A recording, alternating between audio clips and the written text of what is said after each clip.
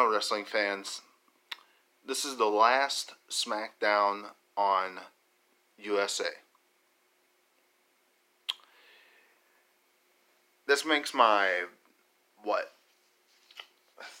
third retake? I never do this. Never do this.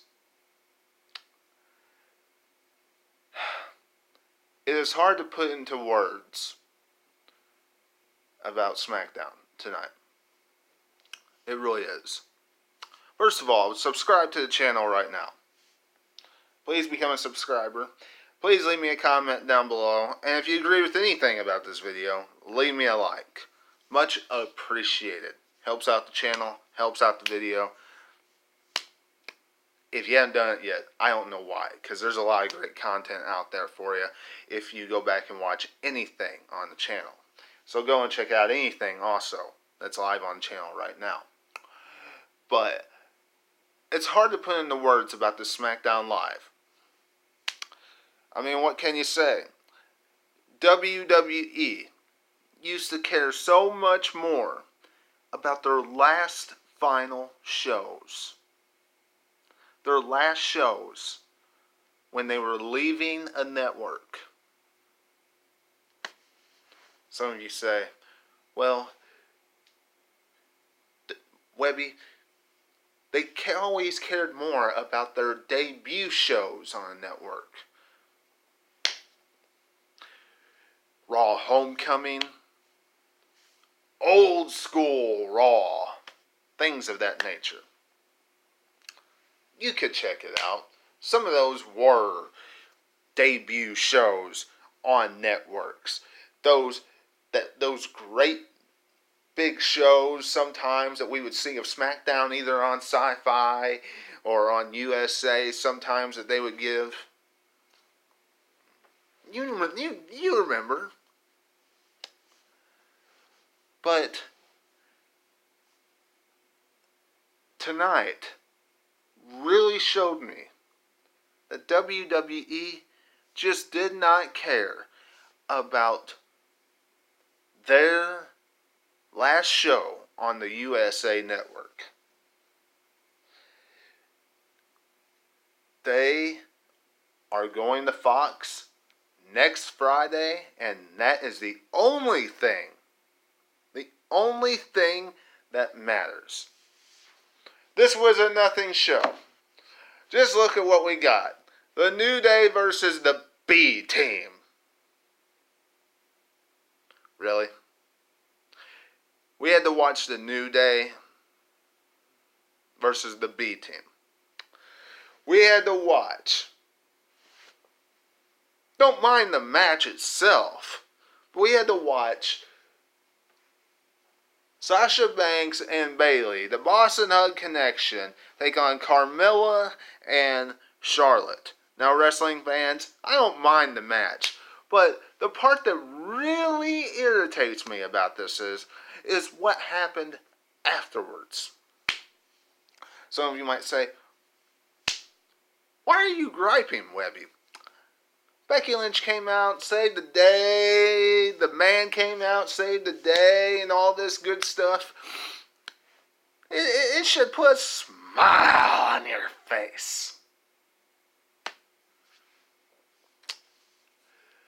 How many weeks now have we seen the same story written on Raw and SmackDown for this rivalry?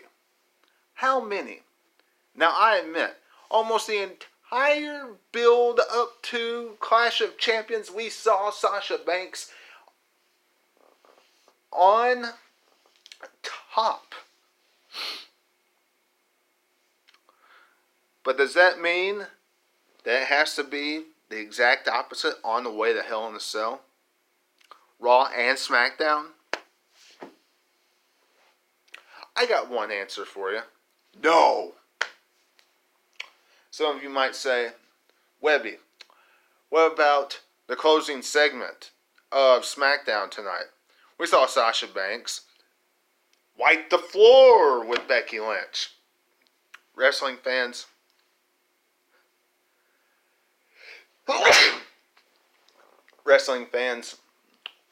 let me make this perfectly clear.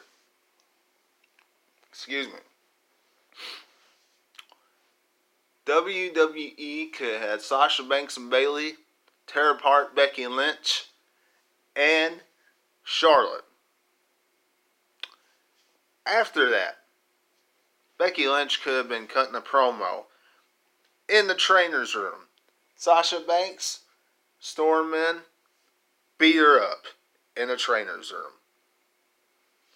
Perfect story for that night. But what do I know? I've only been watching wrestling and watching how WWE makes their creative stories for 31 years now. That is something that they have done before, and we have not seen in quite some time.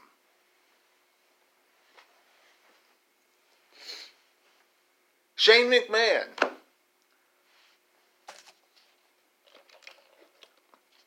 I got a question for you, wrestling fans. Who's interested in Shane McMahon falling off a ladder? Who's interested in Shane McMahon falling through an announce table? Because wrestling fans, that is the only reason why they are having a ladder match. The only reason. Let's just be honest. Now, do I think Shane McMahon is going to lose at Hell in a Cell? Absolutely not. Or on Fox, Friday Night SmackDown, wherever they have this matchup. No, I don't. I think Shane McMahon is going to win. I think that Kevin Owens is going to Monday Night Raw. And I think that Shane McMahon will just not come over to Monday Night Raw, like he's not been doing. Therefore, Shane McMahon won't see Kevin Owens. Or Kevin Owens will do what rumors have said that he was going to do. And that is go to NXT. Have to wait and see what happens with that. But who knows? Ali and Shinsuke Nakamura.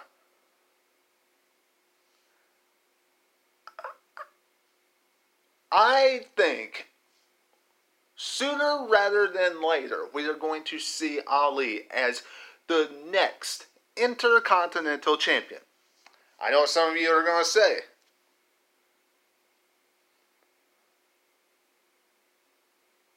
What are you talking about? How does that work? He continues to lose to Nakamura. Yeah, that's true. But he continues to lose with help from Sami Zayn. Now, I don't like this sympathy story. I don't. I wish they would have either a clean victory or a clean loss. Quite frankly, I wish that Ali would just get a clean victory over Shinsuke Nakamura, and then they have backstage segments. You ram the match into our heads so many times, the fans aren't going to care about it anymore. I'm one of them.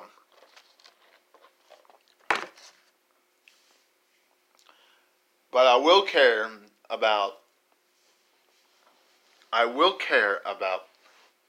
Ali a lot more if he has an IC strap around his waist. I will care about Ali a lot more if he has any type of championship around his waist. Mid-card title, great place to start. Now, wrestling fans, let's move on to what's going to happen next week. Brock Lesnar versus Kofi Kingston. Kofi Kingston says he's going to be the best WWE champion he can be. The best WWE champion he can be is to defend the title and all this garbage that he said to Michael Cole tonight in that promo. WWE once again showed another clip of Brock Lesnar. This time, the clip that they showed was SmackDown Live's clips, or the original SmackDown clips. Not SmackDown Live, but SmackDown from a long time ago. Wasn't for Monday Night Raw or anything of that nature. So, this is the biggest thing I have to say about it before I get out of here, because there really wasn't much more to talk about when it comes to SmackDown tonight. And that is, with all the hype that WWE has put into this match, with all the advertisements WWE and Fox has put into this match, from the promo last week to Kofi Kingston's promo this week to Kofi Kingston not being down there with the New Day in their match tonight to Brock Lesnar's whole package tonight, even though we know all that, to the new advertisements that Fox and WWE are putting up for this matchup like it's on a pay-per-view. The one thing that I'm going to say about it is it better produce.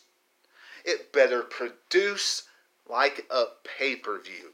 They better not have Kofi Kingston, whether he wins or whether he retains by some fluke finish, or whether Brock Lesnar is the new WWE champion next Friday on Friday Night SmackDown. They better not have Brock Lesnar go in there and epically squash Kofi Kingston. Give us a match that we will remember. When you look at the matches that we have seen with smaller stature of guys, when it comes to Brock Lesnar and his opponents, we remember them. AJ Styles, Daniel Bryan, Seth Rollins, especially SummerSlam. We remember WrestleMania, but WrestleMania wasn't a match that really was meant to be remembered all that much as far as the quality of match. SummerSlam was, okay? Numerous, I'm telling you, we need to see something like that. Of those three superstars, we need to see something like that come out of Kofi versus Brock. That's all I got for you on this SmackDown Live review. Hope you enjoyed it. Give me a big thumbs up. Give me a comment down below. And of course, subscribe to the channel. If you haven't yet, I don't know what's taking you so long. And until I see you again, this is Webby. Catch you on the other side.